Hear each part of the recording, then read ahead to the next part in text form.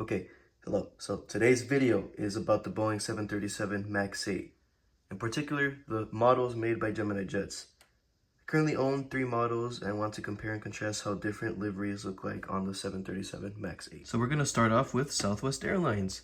Now, here we have their classic livery, one I remember seeing all the time driving down Cicero Avenue in Chicago with my family when I was a boy. This plane features the exit arrows on the wings and your shark fin antennas with your Wi-Fi box. Now, I was able to fly in a 737 MAX 8 when I was on a business trip that was a connecting flight from Tucson to Denver to Chicago. Flying on that MAX 8 was a great experience. The amount of legroom and modern amenities available were a huge plus.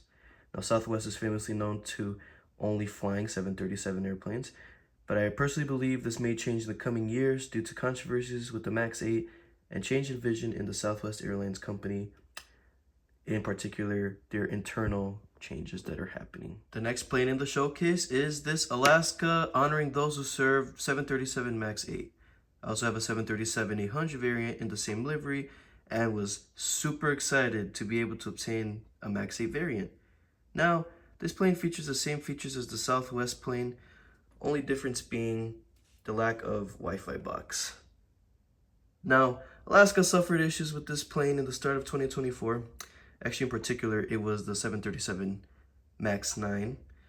So I'm honestly wondering if this was a factor of why it was so difficult to obtain this model plane in 2024 on Alaska Air Shop. All they really had available was the 737 900 and 800.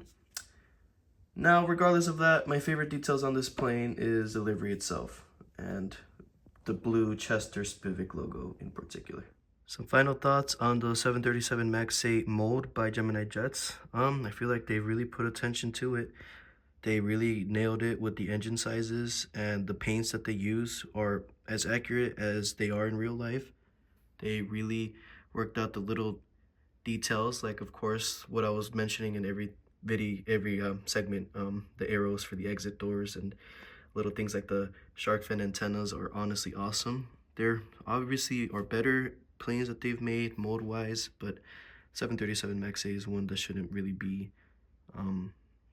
disregarded. I mean, it really does look like they nailed it with the noses too. They look like they're as accurate as possible to the real thing. So yeah, it's a good mold, and I highly recommend you guys buy it. If you're in Chicago, go over there to the Greyland station. I cannot stress that enough. They are great people. Steve's a great guy, and he'll help you out if you want to get your collection started. But other than that, thanks for watching this video of Gemini Jets Boeing 737 MAX 8 mode and the different liveries that they make.